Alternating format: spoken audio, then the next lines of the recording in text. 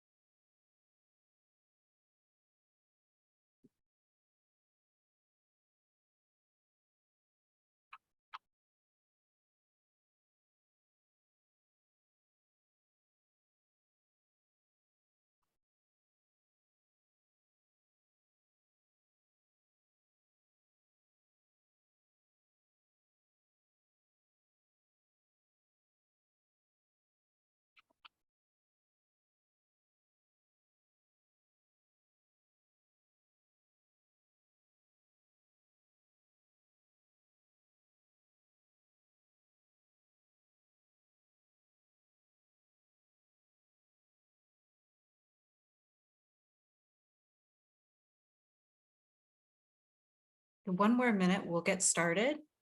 Just a couple of housekeeping issues. So I do want to hold questions until the end of the content. There's a lot of content to get through today.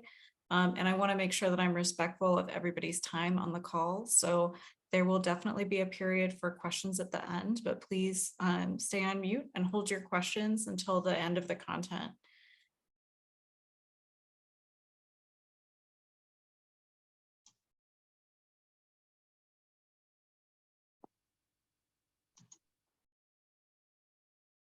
And again, if you joined a little bit later, we are recording this meeting. We're going to hope to be able to share the recording at a later time.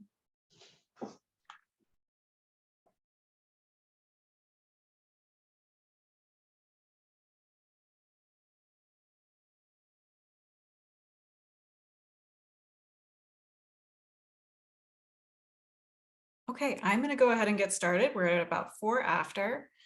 So this is a meeting that is meant to be an introduction to the North Lakeshore Drive Study Project. That's what it was called in 2013 before we changed the name of the drive to DuSable North Lakeshore Drive.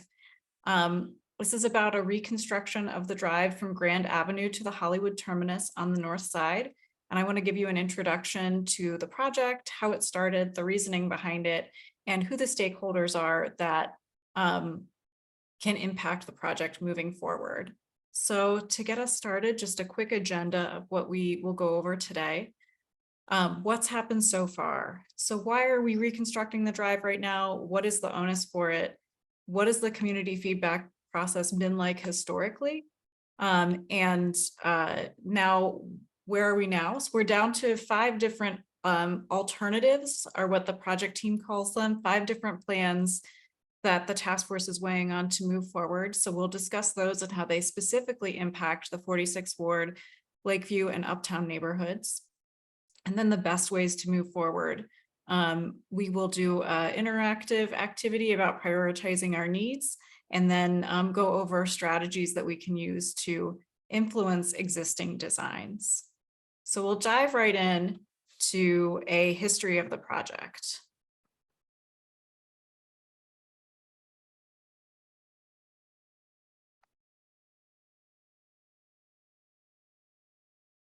So here's what's happened so far. And for those of you who don't know who I am, my name is Marianne Lalonde.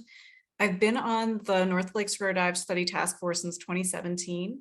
I am a member of the Park Users and Environment Group on the task force. At the time, I was the president of a neighborhood association, so I was representing residents in the Lakeside Area Neighbors Association, as well as the Clarendon Park Advisory Council. And in 2018, I created a referendum. So this is an advisory question that appears on your normal voting ballot in the 2018 November election, to save the Wilson on-off ramp that's eliminated in the current plans, and got 94% yes votes from Uptown Lakefront residents. And I am also a current candidate for alderman here in the 46th Ward. So why are we doing this? Why are we redesigning Lakeshore Drive to begin with? The infrastructure of Lakeshore Drive dates back to the 1930s, and a lot of the bridges right now are reaching the end of their useful lives. So the goal of the project was to seek what the project team calls balance between the original vision of a park boulevard and then the reality of today's travel demands. And I really want to emphasize travel demands as being a priority for the project team. So a lot of traffic engineers are leading the project. So they're very focused on the vehicular applications of the Lakeshore Drive project. If we want to think about Lakeshore Drive as a pillar of our city, in 1909 is really when Lakeshore Drive started. Daniel Burnham envisioned this continuous pathway that would go from Jackson Park to Lincoln Park, and already portions of the drive were developed, but it was not a contiguous pathway. In 1911, my favorite historic Chicagoan, Montgomery Ward, won a legal battle to reclaim the lakefront for open space and public use, which is why we have no buildings on the east side of the drive. This is important. I'll bring this back up later at the end of the presentation. In the 1930s, the drive went up to Foster on the north side and included what you can see in this picture, the first clover leaf turnarounds in the US. And then in the 1950s, it was extended all the way to Hollywood, where it ends today. In 1979, we got the Lakefront Trail. And in the 1990s, that nice treed median that insulates all of the folks in Lakeview from motorcycle noise was added. And as a result of the increased vegetation, that's when the speed limit on the drive was slowed to 40. And that was done by Mayor Richard M. Daley. And that was motivation was originally to prevent the damage of vegetation along the drive. But the speed limit persists today at 40. And the North Lakeshore Drive project is actually reaching its 10th year. It began in 2013. And that is how long it's been going on. And the phase will end in 2023, phase one, the design phase. So who is helping redesign the drive? There are a few different groups, and I definitely want to go over the differences between them. So the project team are the people who are making the decisions, who are creating the designs. And that's going to primarily be IDOT, CDOT, several engineering firms the city has licensed, consultants, and also the park district. The task force, of which I am a member, includes residents, the EPA, MWRD, interest groups, cycling groups, emergency responders, historic preservationists, wildlife groups, any type of person who has a interest or usage of the drive. And in order to become a member of the task force, you do have to apply to participate. Not everybody was accepted. You have to be accepted and then commit to giving up half of a business day to attend the task force feedback meetings. So it's not something that you can just sign up for. Unfortunately, the group was very selective about the membership that they have to facilitate the community feedback process. And they're very dependent on the task force members to collect feedback and represent the community. And again, all these task force members are volunteers. We do have another task force member on the call, so thank you so much, Chester. For those of you in Lakeview, you might know Chester Kropotowski, also a great resource on the drive. There are small groups that are subsets of task force meetings. The most recent was about environmental justice and equity that took place a couple of months ago. And then finally, the public, and that's you. There's only been 4 public meetings to date. The last one was in 2017. We missed some due to COVID, but you can see here a project timeline of phase 1, which is the design phase, where we want to talk about existing conditions, develop the purpose and need for improvement, identify and evaluate alternatives, select the preferred alternative, which is what we're doing now, and then obtaining environmental design and approval. And that's when the construction should begin by the end of 2023. So we are just right here now in between. At the end of 2022, another public meeting is coming up in the winter, and that will be the 5th one in 5 years. So not a lot of opportunity for the public to directly influence the project team without going through the task force, which, if you don't know a very active task force member, can be incredibly challenging. And I'll also talk about the true influence that task force has had on the project team. So in addition to being divided into these different groups where we've got the project team, we've got the task force, small groups, and the public, the drive teams are also divided into geographic focus segments. So there are 4 segments: Grand to Diversity, Diversity to Montrose, Montrose to Foster, and then the Hollywood Terminus is its own segment because a lot of changes are happening there. As a task force member, I personally participate in the Montrose to Foster segment because at the time I lived at Lawrence and Sheridan. Our ward includes also large fractions of the Diversity to Montrose section, but I did not have direct impact on any changes that happened there as I was represented on a different section. So what do these task force meetings look like? They look like this. Here's a group of task force members sitting around a really long piece of butcher paper with a map of Lakeshore Drive on it, and then annotating it with sticky notes. So when we go to the task force meeting, we do get a presentation that's themed for, it usually lasts about an hour, break into groups, and then we have some time to annotate the presentation. I will say the project team is very diligent about capturing our feedback and taking notes. They have put a lot of the feedback outputs on the study website, but as I'll show you later, they've not made a lot of changes to the project based on the feedback that they've received. So that is how it has worked. I've attended, since I joined in 2017, 5 years after the project started, I've attended about 5 task force meetings. We're on task force meeting 13 right now, is the last one that we just had. And there will be one more before the end of the design phase, at least one more. So that's really how the feedback process is being driven. I'm going to go into the drive plans in the next section. I do want to pause here and see before we start about the situation now. Are there any questions that I can answer? Please use the Zoom hand raise function, or feel free to use the chat at any time throughout this presentation.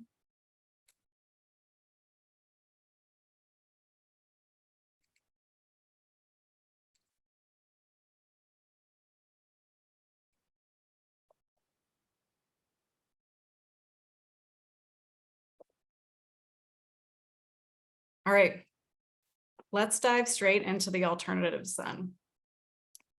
So there are 5 different alternatives that folks are talking about, and it really refers to the structure and usage of the lanes on Lakeshore Drive. So the first alternative is what they're calling the essential. They all have a cutesy kind of name to them. So the essential is the one that has the least amount of change from the way that the drive is now. We still have 4 lanes of traffic in each direction. There are going to be new bus priority traffic signals and queue jump lanes for buses to get onto the drive, but no specific priorities assigned to buses on the drive. Again, just 8 lanes of shared traffic. And if you're wondering about, this is just the lane configuration, what about the junctures, the on-off ramps, things that really impact residents?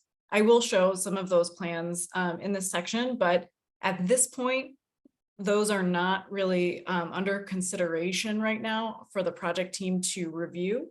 I would recommend you give your feedback on those parts of the plan anyway, but what they're focusing on moving forward is the lane configuration. The next one is the addition. So this one involves 5 lanes of traffic in each direction. So now there are those 4 lanes of vehicular traffic that we normally see, and then a 5th dedicated bus lane in each direction for 10 lanes total. So this is a big widening of the pavement footprint along Lakeshore Drive. And the buses would be on the left side of the road in either case.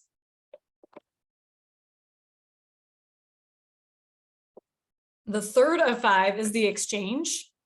It is a 3+1 only bus lane.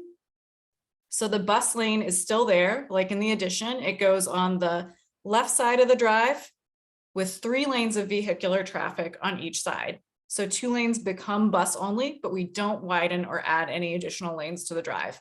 Those are going to be bus only all the time in this case. The fourth one is called the flex, and this is with a managed lane. So that left lane now becomes mixed bus and vehicular traffic. So it's not just a bus, it's both. And in order to drive in that lane, there is the possibility of kind of a pay to play on tolling. So you could pay additional money if you wanted to drive in the bus lane, which would in theory be faster than the rest of the drive. There is also the double flex. Oops.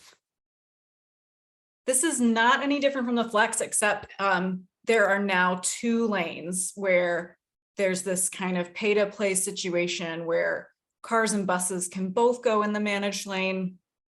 And then 2 lanes are still dedicated to vehicular traffic.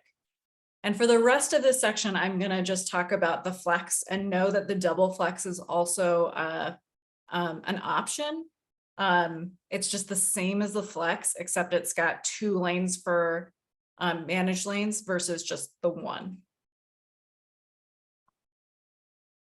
So how does the project team choose what plan to move forward with? Project team is using a few criteria that they're trying to rank each of these plans right now. So those criteria are transit mobility, and transit meaning buses. How fast do buses move down the drive? Vehicular mobility. How fast can a car move down the drive? Transit reliability. Future flexibility. So thinking forward about how will we use this infrastructure and this pavement footprint given things that could possibly happen down the road. Transportation footprint. How much paving are we looking at in terms of transit footprint? And then overall green space. But I want to give you also a caveat to this slide, because this is just these criteria are not, this is the project team's interpretation of how fast things are going to go, overall green space. For example, for the green space, part of the plan is to create a substantial lake fill where the S-curve is, down by Oak Street Beach right now. So that they're counting as additional green space. So all of the plans actually increasing green space because we are adding a lake-filled park. How green space is impacted north of Fullerton, north of the S-curve even, it actually does decrease compared to pavement footprint. So you have to take these a little bit with a grain of salt, the way the project team has ranked them. But these are the considerations that they've selected as important to them.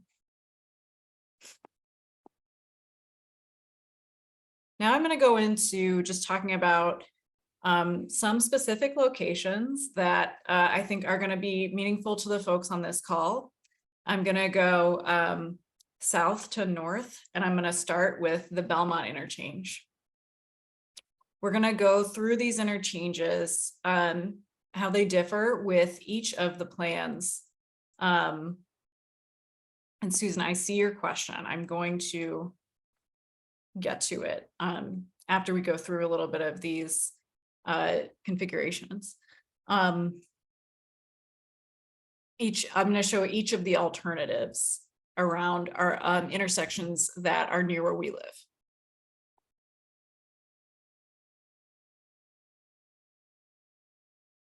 So this is looking south into the Belmont exit, and this is the essential. So again, this is the one with the least amount of change where there's just a bus priority signal. You can see that this configuration around where the statue of General Sheridan is just a little bit different. We've got this bus only area down by the Belmont bus station here. You see there's a bike trail also on the west side of the drive through here. You've got your on-ramp coming in here. If you don't see the southbound ramp or the northbound ramp, it's I can show you later. There's a change in configuration around where Aldine is. You've got your lakefront bike trail along the harbor. This is very little change from the current footprint of the drive. Again, it is different in terms of priority bus configuration. things get a little bit different when we widen the drive. Now you can see that the Lakefront Trail is pushed into Belmont Harbor here, because we needed to make space for this to happen. We now have buses coming through the center of the drive. You can see here, coming up onto the drive so that they can be in those left lanes.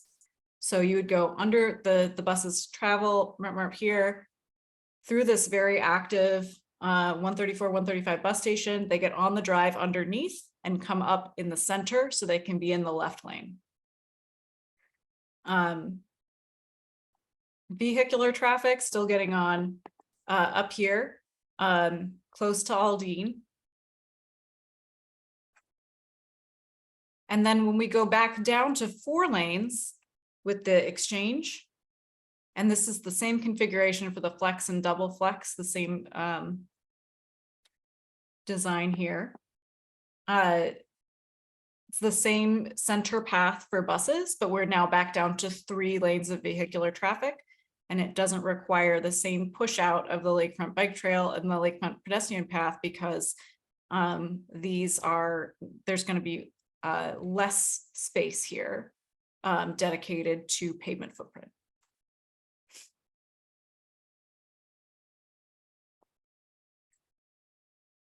I am going to pause there and see if there are any questions around Belmont. Again, I will do my best to answer questions south of Montrose. I have not seen the plans in a way that's as detailed as I've seen Montrose through Foster.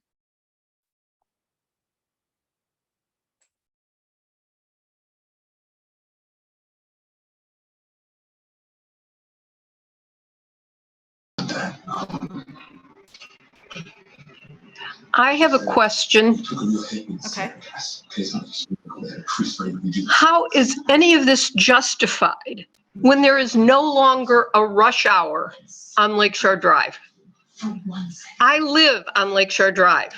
I see rush hour because I get up at 7 in the morning.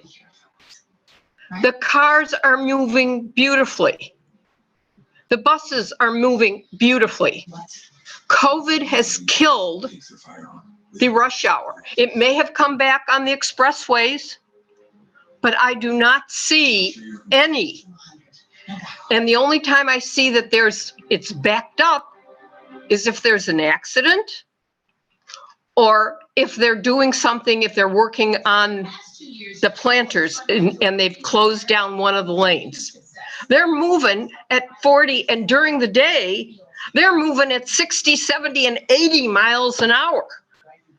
So how in the world do these engineers justify spending hundreds of millions of dollars on a plan that has been thrown totally out from what every one of their plans that they've done with all their research is thrown out the window. It's not there anymore. There's a 30% vacancy downtown. The mayor is talking about turning LaSalle buildings into apartments. Have they taken any of this into account? That none of this is necessary anymore. It may be 10 years from now, but it is not necessary now. How do they justify it? To answer your question, in our last task force meeting, they did show what they are saying is a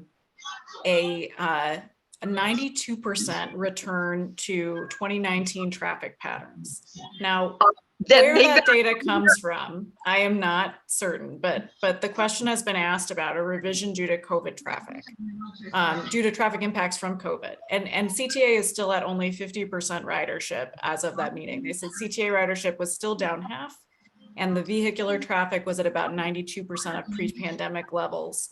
But, it is not. It is not. I will tell you, it is not at anywhere near 92%. I know what it was. I've driven the drive. I live here. I get on there. I go downtown to the Symphony on the drive. I go south on the drive. There is no 92%. I appreciate your outrage. and I do share it. Yeah, I'm gonna move forward in the plans right now, but definitely I appreciate the way you're feeling, and I do hope that I think you're not alone in the way that you're feeling, and I hope our elected officials will start to hear us on this. Well, I hope so too, because as they say, I remember, because believe me, I worked downtown. I took the buses downtown. I know what it was to sit on the bus and have it creep along. I get downtown now to go to the symphony in less than 20 minutes. Thank you. I'm going to move on. I see, Nathan, you have a question, and then I'm going to answer some in the chat, and I'm going to move forward with the next section. Hello, everyone. My name is Nathan Bean. I'm candidate for the 44th Ward Alderman, but I have a question for you, Marianne. I've seen it in the chat as well. Have you all gone into like pedestrian safe areas? Like, talk to me about this interchange at least. Can you show me where pedestrians are supposed to go and then where the bikers are supposed to go and how this is going to affect that mode of transportation? Absolutely. So at Belmont, it's going to continue to be just under the viaduct as a transit route. There are things that are a little bit different. I'll show a top-down map east of the drive, where pedestrians actually go underground a lot more in the new plans. But in terms of access to the park at Belmont, it is still pedestrians under the viaduct as they are now. And then I see also a question about the underpasses at Buena in the chat. Yeah, I mean, there's a reason to do this project, and it is because we are working with 1930s infrastructure. Our infrastructure is crumbling. It's 100 years old. It is time for us to redo it. Now, do these design changes make sense for residents is definitely a question that I think we need to revisit. But the idea is do we require maintenance and upgrades to a lot of the bridge and viaduct infrastructure is definitely yes. It is. Bridges are nearing the end of their lifetimes at this point. See if I can get to some of Susan's questions. Explain the skills and knowledge on the task force teams. I am not sure the justification the project team used to select the task force teams. I know that I am on a park users and environment one. There are other environmental groups that come to the task force meetings. There are other user groups, cyclists, pedestrians, Active Trans comes, the Chicago Area Running Club that uses the Lakefront Path. They also come, wildlife organizations, commuter groups, different stakeholders from, for example, like Weiss Hospitals along the drive, they send a stakeholder. Universities that have campuses along the drive also come. So they aim to select a cross section of park users, but I'm disappointed with how selective it was and that some groups had applied and actually been rejected from being task force members. The next questions are the expansion of drive cuts into the park. I don't think I understand that question, but hopefully I'll be able to show you the access points into the park from the aerial maps. And I see one more question. What about pedestrians? Excellent question, Maureen. And also more and more people are working from home. I think that's also a really big thing to consider. Again, we have not changed the plans since COVID. So the plans, the pathway along the plan that I've been seeing since 2017, since pre-COVID times, they're still just kind of moving right along with the same exact plans as pre-pandemic. And we do live in a radically different world now. Okay, let's take a look at how you get on at Aldine, because I know there are some folks from Aldine here.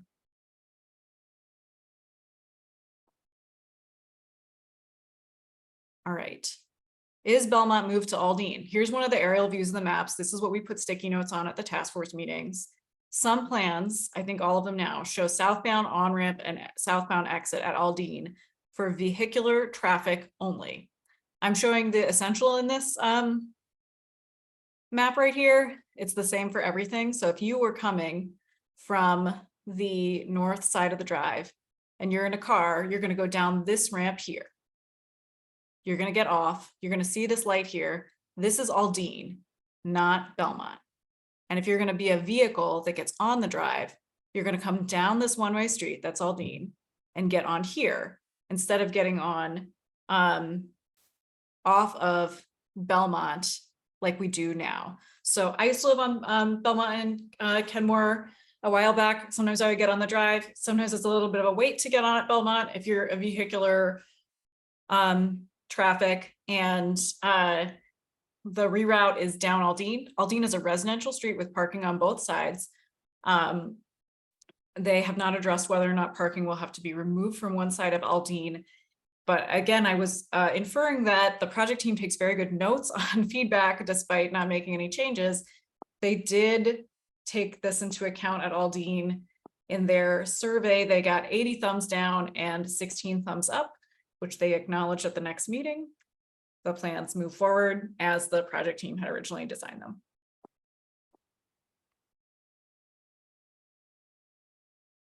Okay, let's move on. Oh, see, Nathan, you have one more question. Hi, me. So for the project team, talk to me about how they are influenced by city council, as you and I are both going to be running and hopefully, God willing, winning.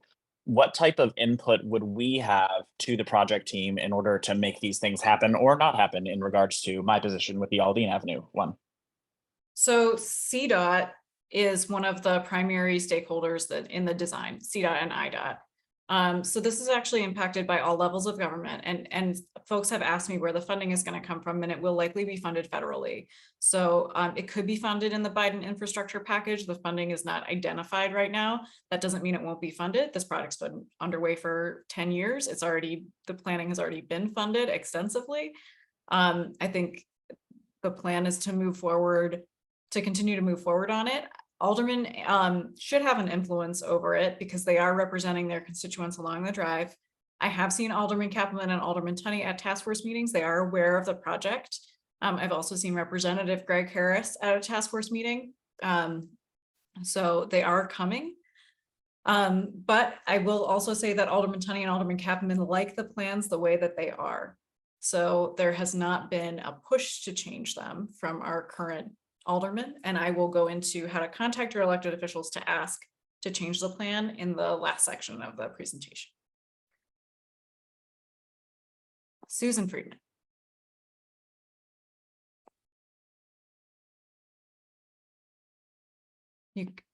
I'm gonna go ahead and ask you to unmute.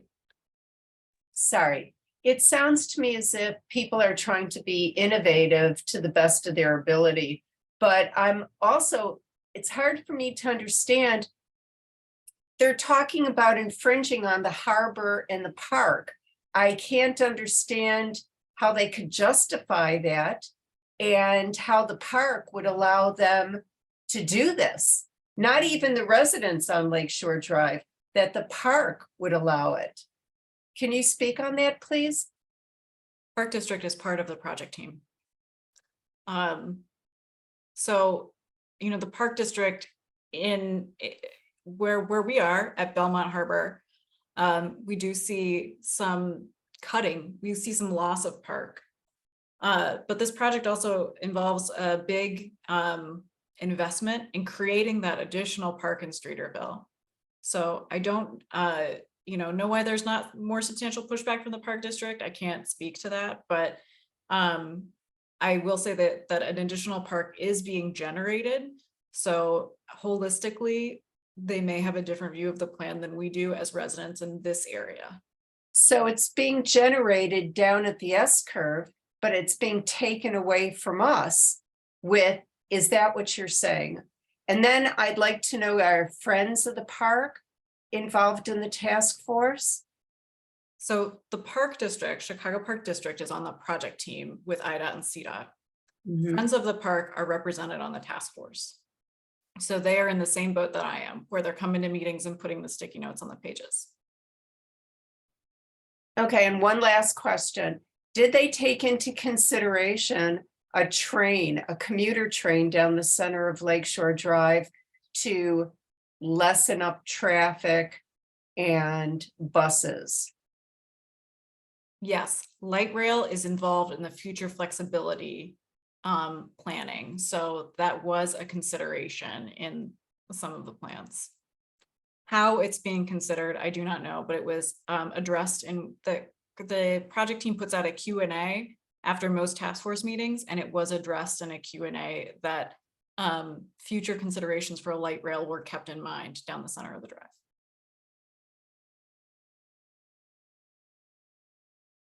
All right, I see a question in the chat from Nell before we go to Addison.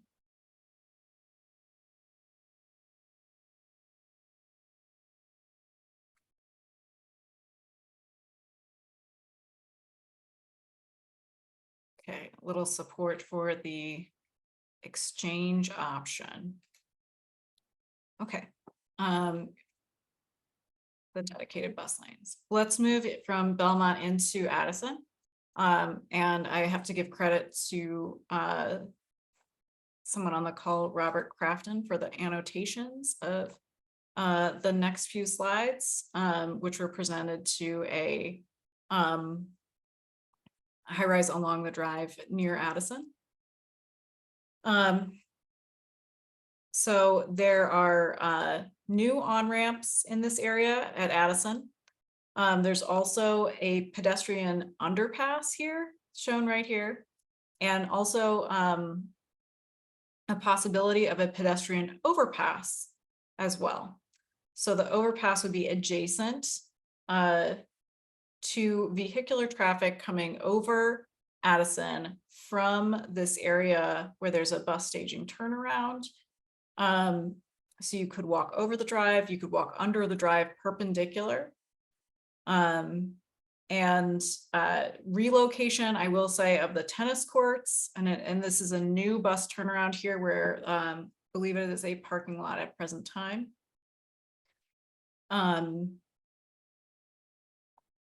Any questions here? This is the essential, the lowest change, but there is this new ramp at Addison. The weapon discharged and hit Frankie. Again, I ask, how do they justify taking land for a bus turnaround, parkland for a bus turnaround, and putting it right next to the Jarvis Bird Sanctuary and making parking lot? How do they justify this? They have never had buses turning around in the park. What other park has bus turnarounds or they've taken land away from the park?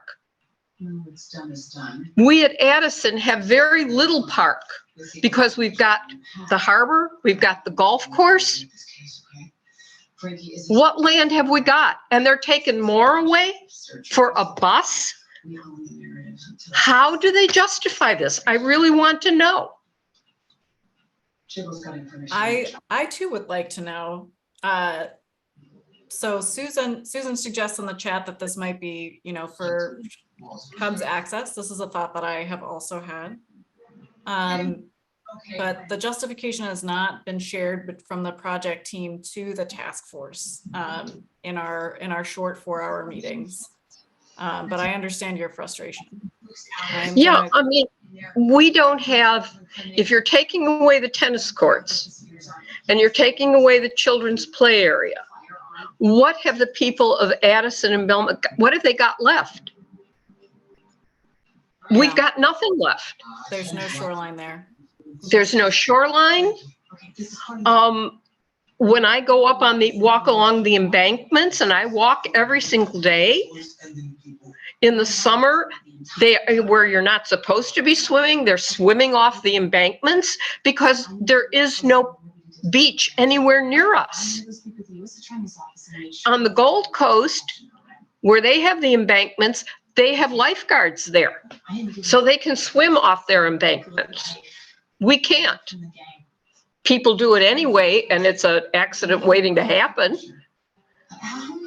But I find it incomprehensible that the Friends of the Park aren't screaming their bloody heads off that land is being taken away I'd feel or like a they might bus. be, and I'll talk about that later, because I've definitely screamed my head off at some aspects of the plan and just not really been heard. So 152, okay, yes. I'm gonna go ahead and I'm gonna Yeah. move forward to go a little bit more north, but I love the passion, Merle, thank you.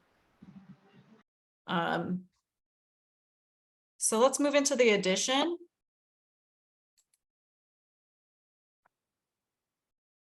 So now we really see something very similar, but we've got these bus lanes coming in to the center of the drive here. And the same relocation of the tennis courts, same infill in Belmont Harbor.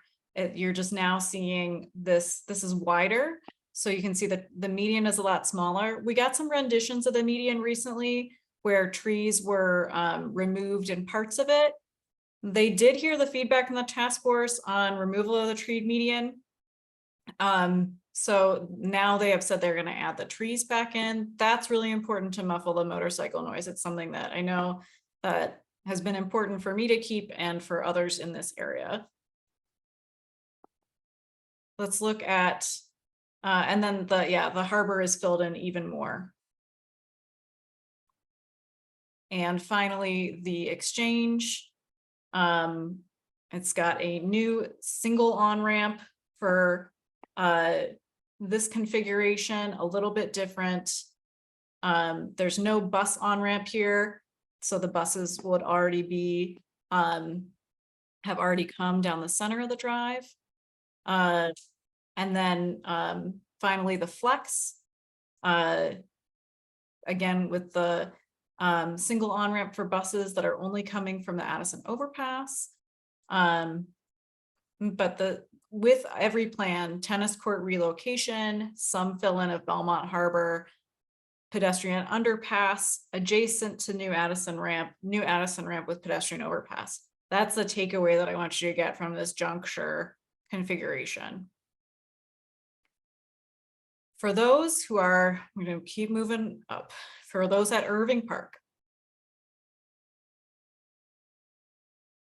we see this is back to the essential, lowest amount of change. There's also a bus turnaround at Irving Park now. Somebody asked about the Buena underpass, still there, it's the Peace Garden. Move forward, excuse me. We're now seeing, again, bikes under, a bike underpass at Irving Park. A relocated playground, so we're losing more recreational assets along this like Lakeview Uptown interchange. And then you see your preferred signaling in the essential. We move into the addition. We're now fully paved coming up into the center for the bus on off ramps. Bikes still go underneath pedestrians here, still tennis courts and playground relocated. Largely no changes between the addition, the exchange, and the flex at Irving Park.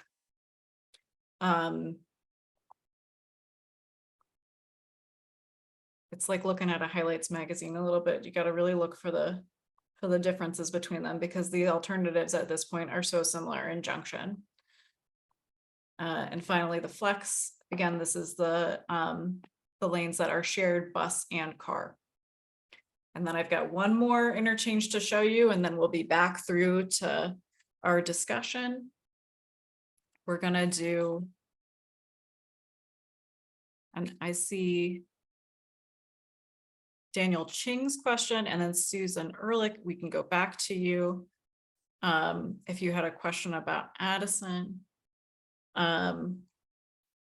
Wilson Montrose, this is the north part of the ward. Oh, good question, Nancy. Where will the tennis courts be relocated to? The project team has not told us that. I wish that I knew and could answer that question because I know that those are really heavily used assets. Arms. So Wilson is a ramp that I looked at in the Montrose to Foster plan And the reason being is because we had we have a hospital here in this area. So you can see this kind of light green where the ramps used to be. So if you had a stroke in Edgewater and you needed to be treated for a stroke at Weiss Hospital, you could come down this ramp and be in the ER bay. Now you have to come down here and go through 2 traffic lights before you get to the ER bay. So you've actually really increased the trip in terms of emergency vehicles. Coming off here, you're coming on at Montrose here. And then we've got this frontage road on the east side of the drive that connects Montrose to Wilson. That's new as well. This is where Cricket Hill is, for those who don't know. And a relocated dog park in this area that's now surrounded on all sides by heavy traffic. Not very different plans in the addition. We've got a widening pavement footprint, so that brings they still want the frontage road here, so it really just brings it a lot closer to that lakefront trail path with pedestrians and bikes. Wilson removed this kind of merged Wilson Montrose ramp in each case. And then finally, the exchange and the flex, really not seeing a lot of difference again in the configuration around Montrose and Wilson. And with the managed lanes. We've got the bikes and pedestrians going underneath on the east side of the drive, a dug path here.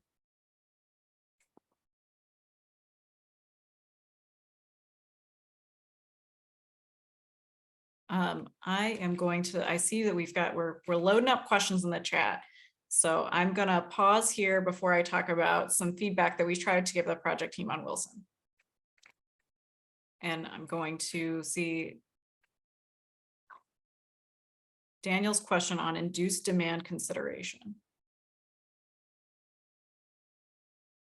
I understand the concept of induced demand, Daniel. So that's if we build it, they will come kind of thing. If we're building increased capacity, will we see increased cars? I do not recall a task force discussion about induced demand, but I'm going to write that down and get back to you because it may have happened in a prior task force meeting to my joining the team. And from Susan, landlocking 2 high-rise points for garage access. Yeah, absolutely. That's a major concern. We'll talk about prioritizing tourism over residents in the next section. And Nathan, what is the comfort shelter? That is where the bathrooms are.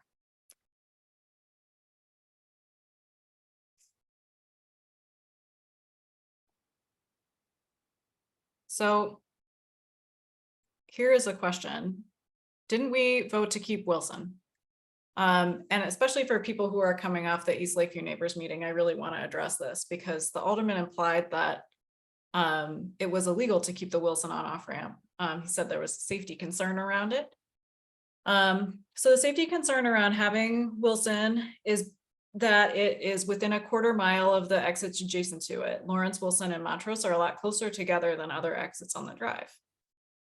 But if that were the truth, we wouldn't be able to add a ramp at Addison between Irving and Belmont because those are also 3 streets that are approximately the same distance apart. So one of the things that I did on the task force in 2018 after I'd been on it for a year, because like everybody on this call or many folks, I was feeling really angry about these changes happening and not being able to have my feedback received and the project modified based on it. And I wanted to share that with the other neighbors between Montrose and Foster. So I added an advisory referenda to the 2018 ballot. An advisory referenda is not binding. It's a poll. It's a formal poll that you receive on your ballot, just like the one ones we've had before for rent control is one that was advisory. It doesn't cause a change, but it surveys the public to find a public opinion. And it's a great way to do it because a lot of people vote. And it's a great way to get a lot of responses. So the concern here was what I had alluded to before was hospital access for emergency vehicles. And this passed at 94%. So the level of feedback that the project team received from our area was the feedback of 13,200 people. And we have still lost the Wilson on-off ramp. This was on CBS. We had 3 Wilson Montrose corridor meetings where they developed different alternatives and told us why they would not work. They posted all of the community comments online and they're moving forward with the project plans. So this is one thing that you could do on Aldine. Did it impact the project team? No. I can't think of a better way to collect feedback than this. This was the way that we did it. And it elevated the discussion. I think a lot of people learned about the project north of Montrose through this question for the first time, understanding that there was a redesign. So one of the comments I saw in the East Lakeview neighbors meeting tonight was that this project is very opaque. One of the things that I hope you're mad about, that I'm mad about, is just that it was not really shared with the public what was going on, the format, the project team, the task force. What are these different groups, who's involved? This is 10 years of time. Not something that is new. It's just reaching the end of the design phase now, so it's more imminent.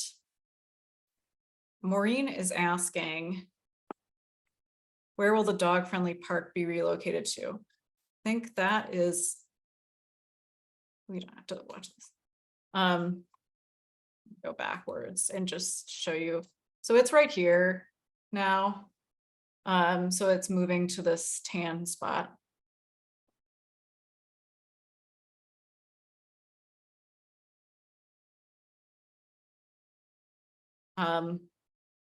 So I want to talk about a few more things that are not in the Lakeview and Uptown, not in the 46th ward, but that are just part of the project that are major changes. So one is the S-curve. The Oak Street S-curve is going to be flattened, and you can see where the road is now is the dotted blue line, where the road's going to be in the future is the dotted yellow line. And then this red line shows the minimum 64 acres of green space added. So again, when the project team is talking about the green space added, they're referencing also this in addition to any changes that happen in the north part of the drive. This is the shoreline protection plan for doing a lake fill in this area. This is probably going to be one of the most expensive parts of the project. But here's the existing shoreline where there would be fill, some swale, and then submerged stone bench. This is just going to help with drainage and flooding. And this would happen primarily between Grand and Fullerton, but also where this lake fill is happening. Okay.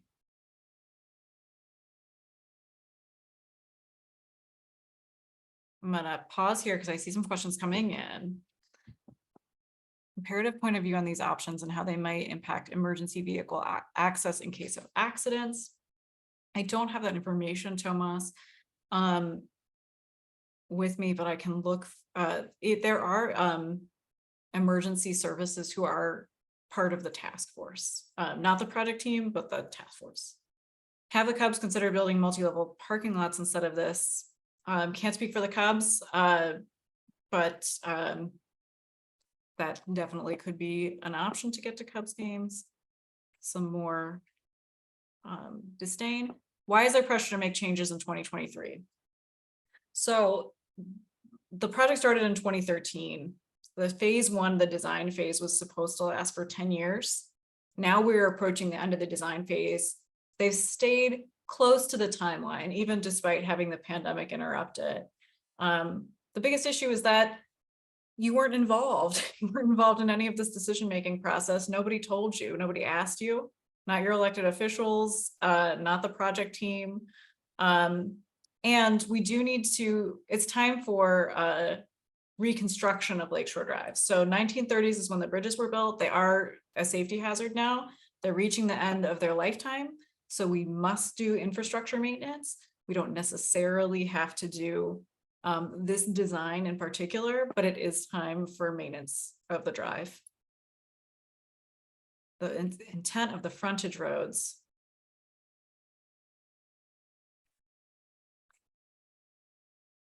Laura, you are right that there is a frontage road there that connects Montrose and Wilson. The intent, I am not sure. I wish I could answer more of your why questions today. The why questions are really for the project team. I am happy to forward them on. The project team is somewhat responsive. Yeah, Simmons Drive between Montrose and Wilson is actually much closer to the lakefront. So it's not up close next to the drive. That frontage road is going to be further west than Simmons Drive. Anyone consider the lake is rising? Climate change considerations were documented in a task force meeting. Yeah,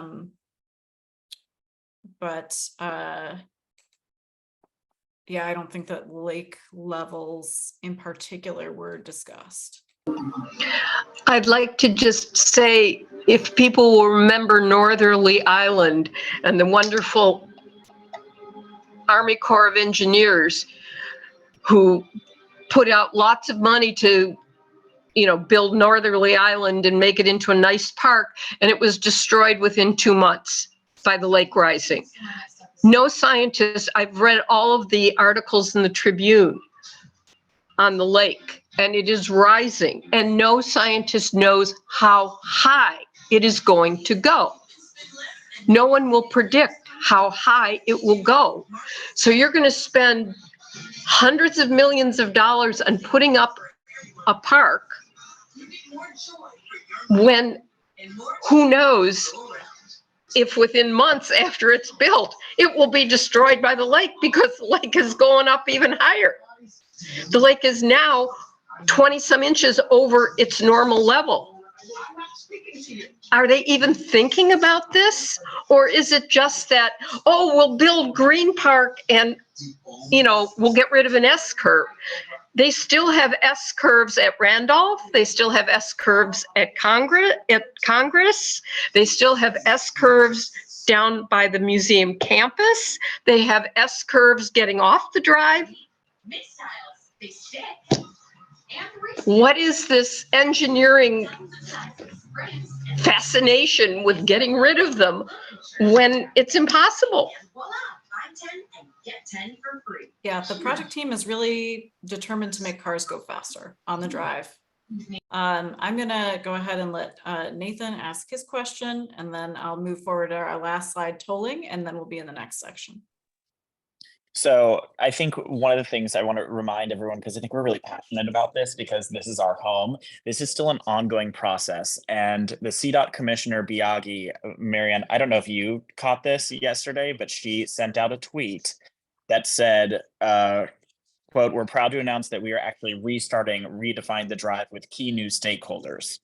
Now, end quote. I don't know exactly what that means, but I think that is telling us that this is an ongoing process, and we luckily are having meetings like this, and hopefully we can all attend the next meeting and actually sit down and say, this is what we want, this is what is going to happen, or else people are going to be voted out of office. I think that's the strongest thing that we can do.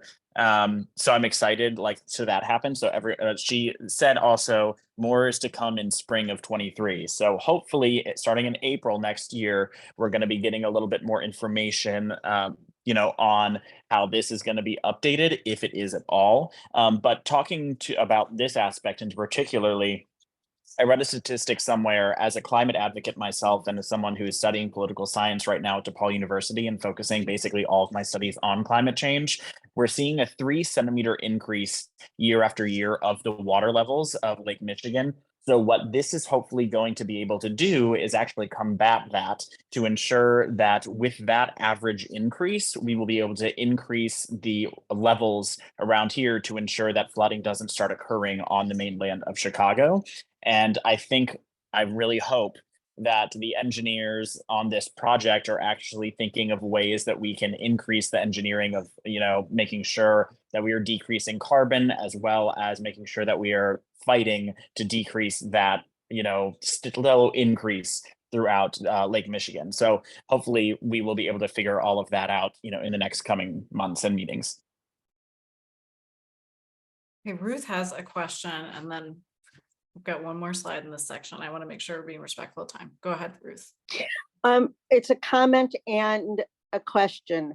Comment is I have gone to some of the meetings of the committee prior to the COVID period. And the people who were from IDOT and the feds and all of those other people didn't really want to hear a word about what the community said. That was my feeling. And I had gone to a couple of Truman College and at a couple of other places. So I don't know that, I mean, I appreciate that we want to do something. I don't know that the feds and the state really care what people on Addison and Belmont think or care about. That's one of the comments. But the question is, why also should the residents of Belmont and Addison and even to Irving Park to Fullerton, why should we lose park space, but Streeterville and the Gold Coast get more? I understand that there's a tax base and all of that, but why should they get more and we get less? There are a lot of high rises along Lakeshore Drive and we're all paying our share in taxes. Why are we going to lose the totem pole or the tennis courts or screw up the golf course and the bird sanctuary so that the people downtown, for the tourists, as you said, Marianne, why do the tourists need more? I understand too, tax base, they bring money in, but we're bringing money in. So that's my deal. Thank you for listening. Thanks, Ruth. And quite frankly, even if we weren't bringing money in, as you go up the drive, the wealth goes down. You still deserve parkland. That is what Montgomery Ward fought for in the early 1900s. That's our fundamental value as Chicagoans. So yeah, we all have a right to it. It shouldn't just be for the wealthy. All right, the hottest issue on the drive right now, and it's not come up in a task force meeting yet. It's going to be, I think the next task force meeting is tolling. Are we going to pay for all of this? So the project team did a survey of tolling of the managed lane. So that's that lane that's got that pay to play on it. So you can drive, it's for buses, or you can pay a toll and drive in the lane with the buses that would in theory go faster. So they did a survey. The question said, would you support tolling cars in managed lanes in order to maintain a free flow speed of 40 miles per hour at all times? And apparently 39% of the people said yes, 34% said no. 20% said it depends on the tolling price, and 8 were undecided. Equity is a big issue here. We are supposed to have a lakefront that's for everybody. And if we start tolling the drive, we have to think about the impacts to who we've been tolling. So imagine a rideshare driver getting tolled. Does the cost get passed on to the passenger? That's a big question. How does it impact the travel times of buses to have people be able to go back into those bus only lanes? Are we actually slowing down buses, which is not an aim that we want to do? We want to encourage people to use public transportation. We want public transportation to be more reliable. It's a different issue. Is it going to increase user cost? Are people just going to drive down Ashland if they know that Lakeshore Drive is going to be expensive because of managed lanes? So these are things that the project team is still discussing. And then one thing I will say that the task force has been really adamant against as a whole, and I think the project team did hear it, is that we do not want the football goalposts like we have on 9094. That would just totally destroy the aesthetic of the drive. They don't belong there. So those were all of the changes to the drive that I had planned on going over, and now I'm gonna suggest some ways that you can have your voice heard in the last section. Now what? But I know everybody is feeling some kind of way right now, so I want to invite you to just share how you're feeling. I'm gonna ask you to go to menti.com and enter the code 19697085. It's gonna make a word cloud that I'm gonna share on the screen with just how everybody is feeling about the plans right now. Wait, hold on, go back to the Oh, 1969. 697085, Oh, that's right there. yeah. So the first question is, what are you concerned about?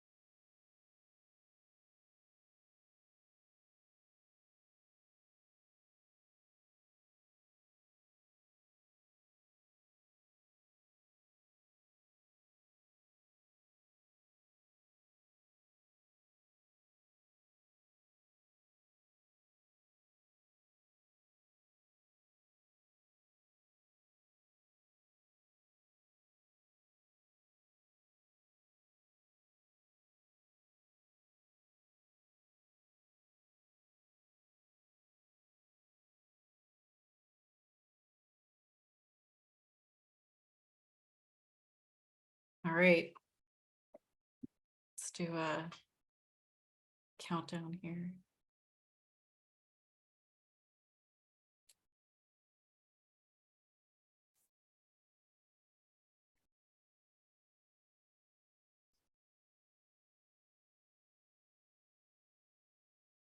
Noise levels, equity, pedestrian access, bicyclists. Bicycle safety is really an important topic in the 46th ward right now, not necessarily adjacent to the drive, but in general.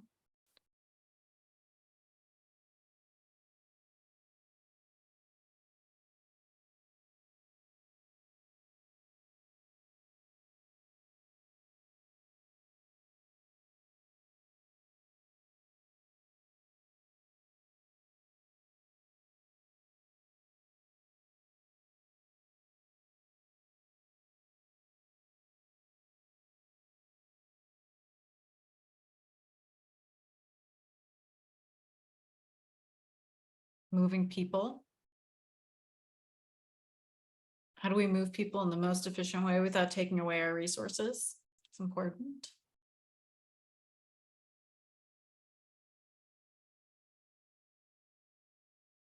All right. Thank you, guys.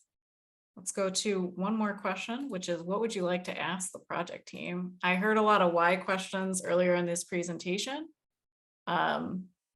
And I can't answer them, but I will relay them. Pedestrians, safety.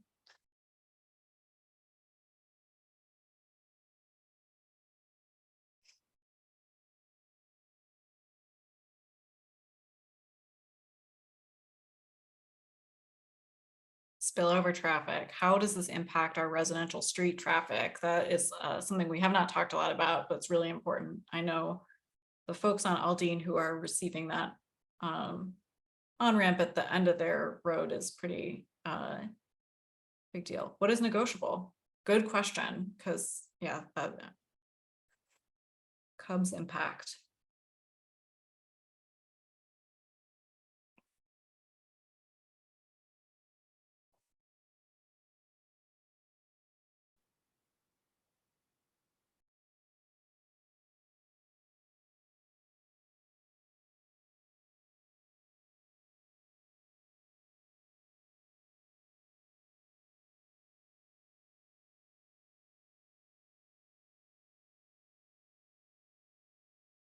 Finances. How much is this going to cost? How will it be paid for? Listening to residents.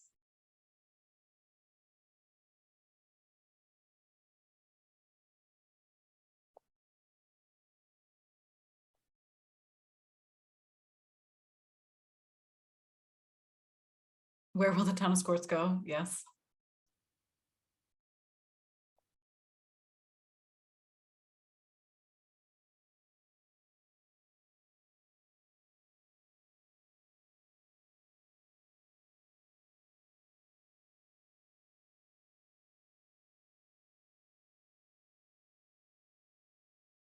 Why are cars favored? Great. Thank you. Thank you for your feedback. I will relay some of this to the project team. Good. I'm gonna go back. Marianne, Yes. can I ask another question? Okay, go ahead. I've been looking at this plan and thinking about it, and thinking about it. And I would like you to ask the plan people, not the people who are planning this, why this plan is an example of institutional racism. Why is it all right to spend, and forgive me, I am 76 years old. I have seen plans, projects from IDOT, CDOT, O'Hare, the tollway, CTA. Not one has ever come in on time and on budget. This plan is gigantic. It's going to cost, I'm thinking it's going into the billions. When there are places on the south side and the west side of the city that desperately need just basic streets, that there are south and western suburbs and rural towns that need all kinds of help in terms of streets and traffic and overpasses. Look at the suburbs that are impacted by the railways that are coming through, and there are going to be more of them, and their town is cut in half by traffic. Why should the north side of the city get $1 billion to do this quote plan when there are other plans that need it and other areas that need it even more? Look at the number of bridges in this state. Look at the lead pipe. We have more lead water pipes in this state than any other state in the country. Why should we be taking this money to build this plan? I understand the drive needs to be repaved. The bridges need to be rebuilt. Why don't they just do that? Forget about everything else. And when all the bridges are rebuilt, when everything else is doing well, then they can relook at this plan. I just see this and I see institutional racism written all over it. That it's perfectly all right to spend billions of dollars on the white side of the city, but we don't spend it on the south side. How many overpasses and underpasses do they have over Lakeshore Drive to get to the lake? Thank you for bringing the equity issue up, Merle. I think that is something that, the people who are allocating this federal money really need to consider about funding that project. It seems the project will be funded. And I do agree with the project team that it's the end of the lifetime of our bridge system. So we do need some infrastructure love right now. But is this the best way for us to spend transportation dollars when we have a lot of other pressing issues in other parts of the city? I think that's a very valid question. And we do need to consider folks in other parts of the city. I saw something in the chat from West Side resident that's just hearing about this. As little as we know on the lakefront, and we have had very limited but some involvement in the last 10 years. Thank you, Nell, for bringing this up, that this is the first that you are hearing of it at all as a West Side resident. It has been a very opaque process. And of all the things that I'm upset about in the plans, I really am upset about that the most.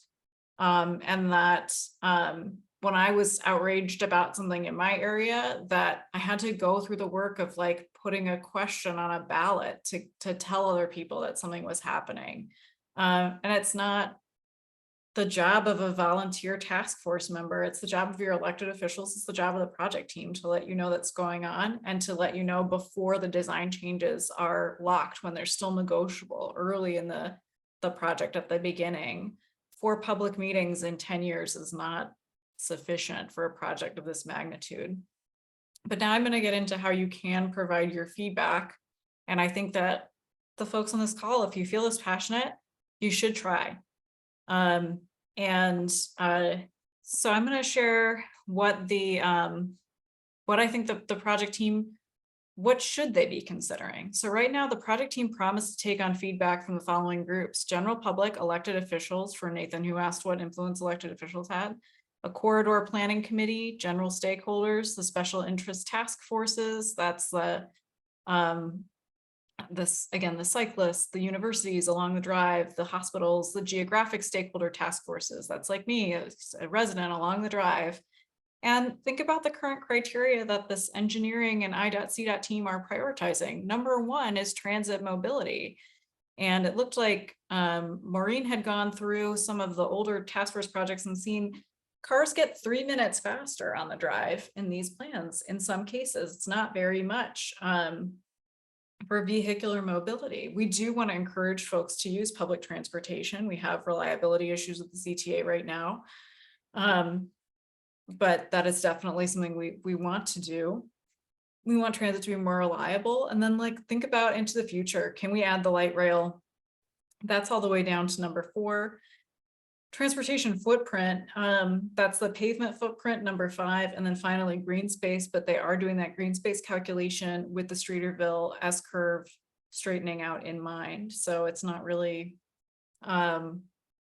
presented in a way that's independently verifiable by other groups. That's how they're making decisions now. So what is behind this train of thought?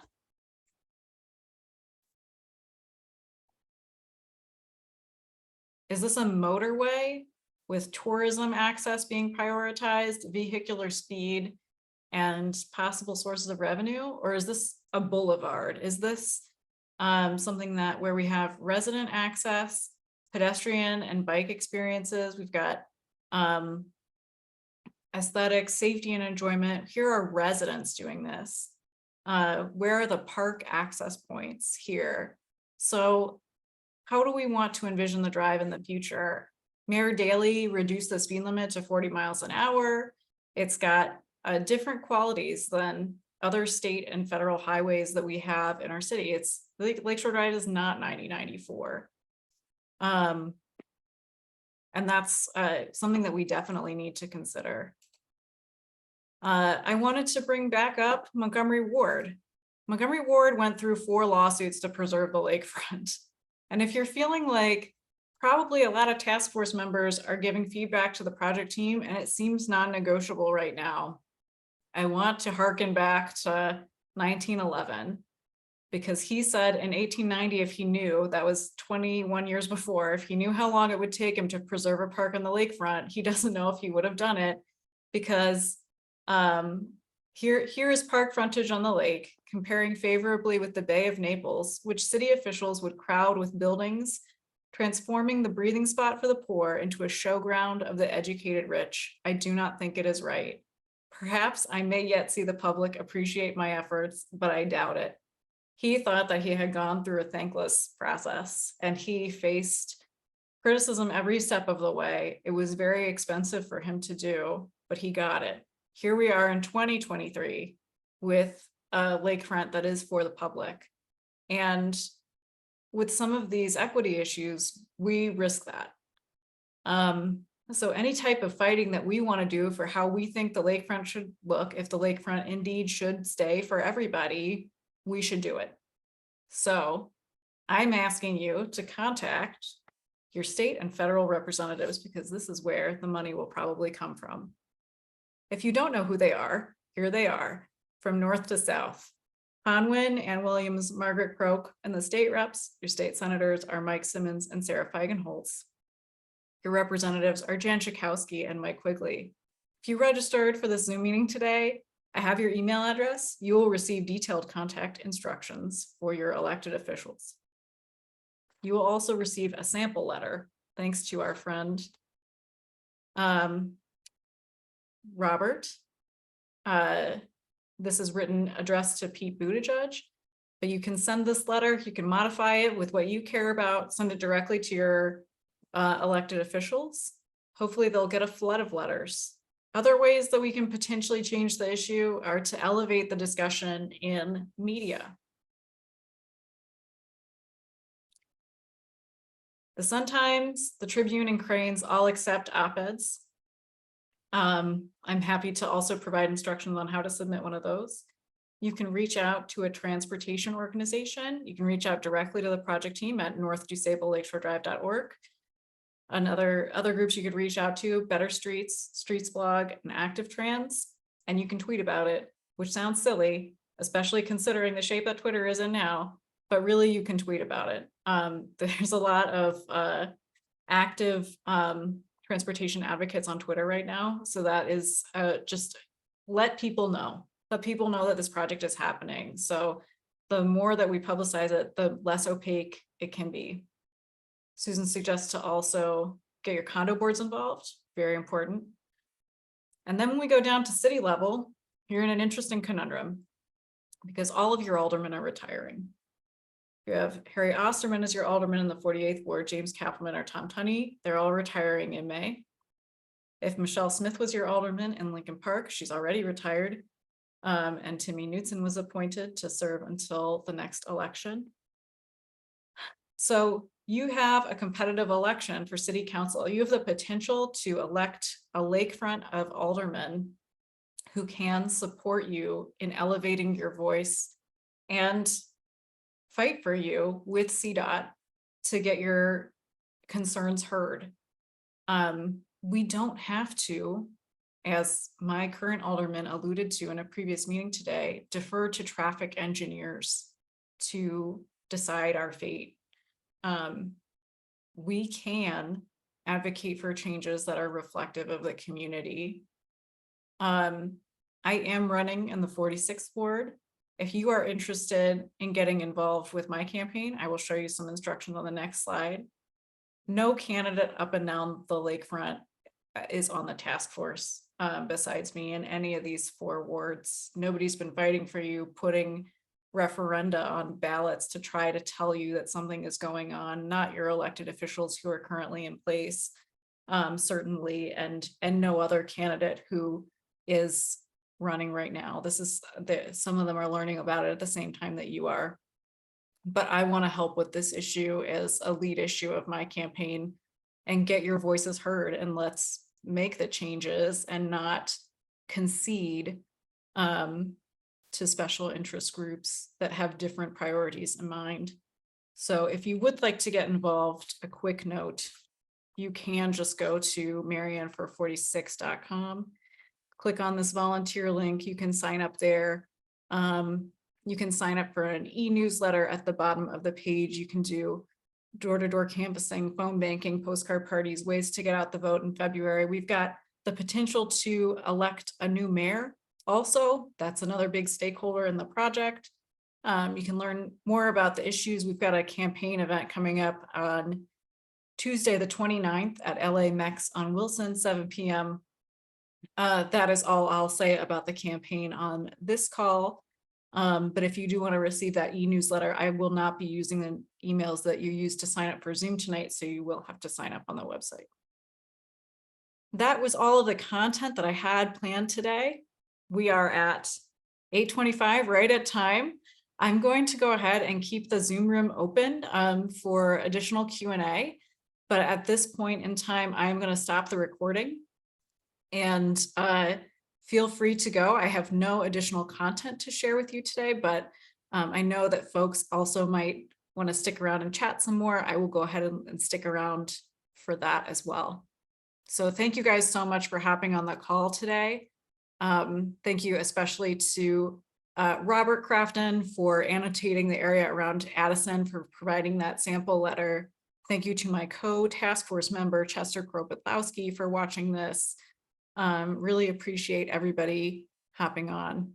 Thank you so much.